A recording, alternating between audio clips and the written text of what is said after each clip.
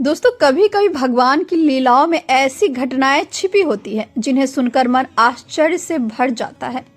भगवान श्री कृष्ण की लीलाओं के बारे में तो संसार में अनगिनत कथाएं प्रसिद्ध है। कहीं उनका बाल रूप गोकुल की गलियों में माखन चुराते हुए दिखाई देता है, कहीं वे अर्जुन को धर्म का ज्ञान देकर गीता का उपदेश देते हैं, तो कहीं वे अपने भक्तों के संकट दूर करने के लिए स्वयं आगे आ जाते हैं। दोस्तों, लेकिन इन्हीं अनगिनत लीलाओं के बीच एक ऐसी घटना भी है जिनके बारे में बहुत कम लोग जानते हैं। यह घटना उस समय की है दोस्तों, जब द्वारका की महारानी और स्वयं महालक्ष्मी का अवतार मानी जाने वाली देवी रुक्मणी को अपने ही पति भगवान श्री कृष्ण का रथ खींचना पड़ा था। दोस्तों, जब भी कोई इस घटना को पहली बार सुनता है तो मन में यही प्रश्न उठता है कि आखिर ऐसा क्या हुआ होगा कि महालक्ष्मी का अवतार कही जाने वाली देवी रुक्मणी को अपने ही पति का रथ खींचना पड़ा। सोचिए, जिस देवी के चरणों में देवता तक प्रणाम करते हैं, जिसे संसार धन समृद्धि और सौभाग्य की अधिष्ठात्री मानता है, वही देवी अपने हाथों से रथ खींच रही हो। यह दृश्य कितना अद्भुत और रहस्यमय रहा होगा। दोस्तों, यह कोई साधारण घटना नहीं थी। इसके पीछे एक ऐसी कथा छिपी है जिसमें एक महान ऋषि का क्रोध, एक छोटी सी भूल और एक भयंकर श्राप जुड़ा हुआ है। राधे राधे दोस्तों, जय श्री हरि। कैसे हैं आप सब?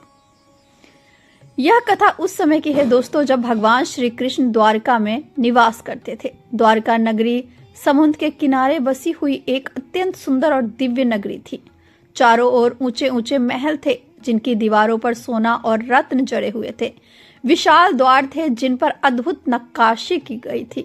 महलों के बीच बीच में बाग बगीचे थे जिसमें हर समय सुगंधित फूल खिले रहते थे। दोस्तों, मंदिर से घंटियों की मधुर ध्वनि सुनाई देती रहती थी और पूरा वातावरण भक्ति से भरा रहता था। उससे दिव्य नगरी के राजा थे भगवान श्री कृष्ण, जिनकी कीर्ति चारों दिशाओं में फैली हुई थी। भगवान श्री कृष्ण की कई रानियां थी, लेकिन उनमें सबसे प्रमुख थी देवी रुक्मणी। रुक्मणी केवल श्री कृष्ण की पत्नी ही नहीं थी, बल्कि उन्हें महालक्ष्मी का अवतार माना जाता था।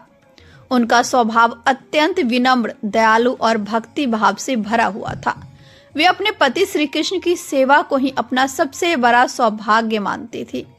द्वारका की प्रजा भी उन्हें बहुत सम्मान देती थी, क्योंकि वे हमेशा लोगों के दुख सुख का ध्यान रखती थी। एक दिन द्वारका नगरी में एक ऐसे महान ऋषि का आगमन हुआ जिनका नाम सुनते ही देवता तक सावधान हो जाते थे। वे थे महातपस्वी ऋषि दुर्वासा। दुर्वासा ऋषि अत्यंत तेजस्वी और महान तपस्वी थे। उनकी तपस्या इतनी प्रचंड थी कि देवता भी उनका सम्मान करते थे। लेकिन उनके स्वभाव में एक विशेष बात थी, वे बहुत जल्दी क्रोधित हो जाते थे। यदि किसी ने अनजाने में भी उनका अपमान कर दिया तो उनका श्राप भयंकर परिणाम दे सकता था। यही कारण था कि देवता, राजा और साधु सभी उनसे अत्यंत सावधानी और सम्मान के साथ व्यवहार करते थे। जब भगवान श्री कृष्ण को यह समाचार मिले कि ऋषि दुर्वासा द्वारका आए हैं, तो वे तुरंत उनके स्वागत के लिए पहुंचे। उन्होंने अत्यंत विनम्रता के साथ ऋषि को प्रणाम किया और उन्हें अपने महल में आमंत्रित किया। देवी रुक्मणी ने भी पूरे श्रद्धा भाव से उनकी सेवा की। भोजन, विश्राम और सत्कार में किसी प्रकार की कमी नहीं रहने दी गई।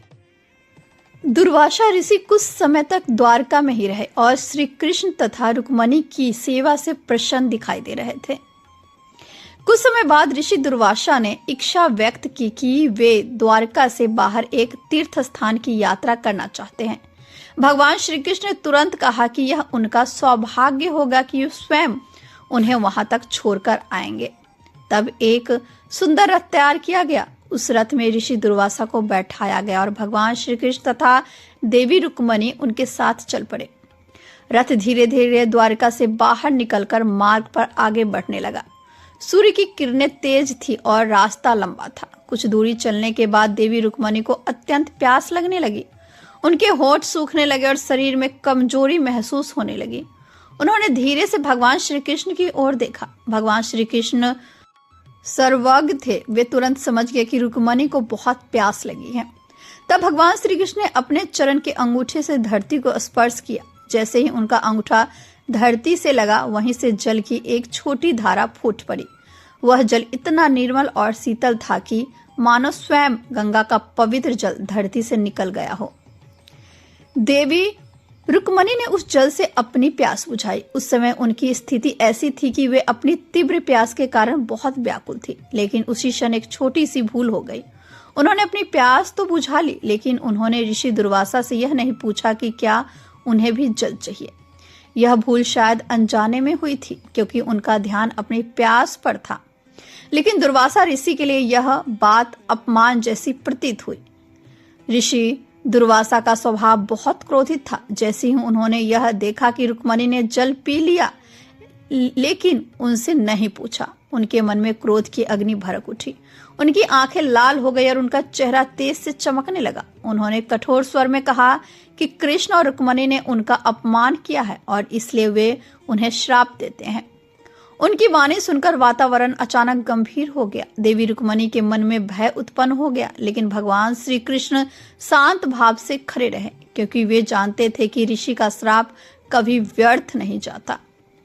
दुर्वासा ऋषि ने क्रोधित होकर कहा कि अब इस रथ को घोड़े नहीं खींचेंगे, अब से कृष्ण और रुक्मणी स्वयं इस रथ को खींचकर उन्हें उनके गंतव्य तक ले जाएंगे।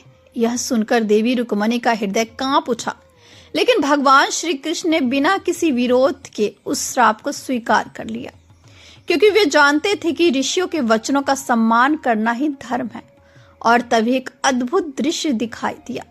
द्वारका की महारानी महालक्ष्मी का अवतार देवी रुक्मणी और स्वयं भगवान श्री कृष्ण रथ के सामने खड़े हुए और दोनों ने मिलकर उस रथ को खींचना शुरू कर दिया। तेज धूप पड़ रही थी, रास्ता कठिन था। रुक्मणी के कोमल चरण धूल से भर गए थे, लेकिन उनके चेहरे पर शिकायत का कोई भाव नहीं था। उनके मन में केवल एक ही भावना थी, ऋषि के वचन का सम्मान और धर्म की रक्षा। दोस्तों, यही भगवान की लीला है। कभी कभी छोटी सी भूल भी जीवन में बड़ी शिक्षा बन जाती है, लेकिन जो धैर्य और विनम्रता से उस परीक्षा को स्वीकार कर लेता है, वही सच्चे अर्थों में धर्म का पालन करता है। भगवान श्री कृष्ण और देवी रुक्मणी की यह लीला हमें यही सिखाती है कि जीवन में चाहे कैसी भी परिस्थिति क्यों ना आ जाए, धर्म और विनम्रता का मार्ग कभी नहीं छोड़ना चाहिए। और शायद यही कारण है कि हजारों वर्ष बीत जाने के बाद भी यह कथा आज भी भक्तों को नम्रता, धैर्य और सेवा का संदेश देती है। जय श्री कृष्ण, जय श्री हरि, हर हर महादेव, जय सनातन धर्म।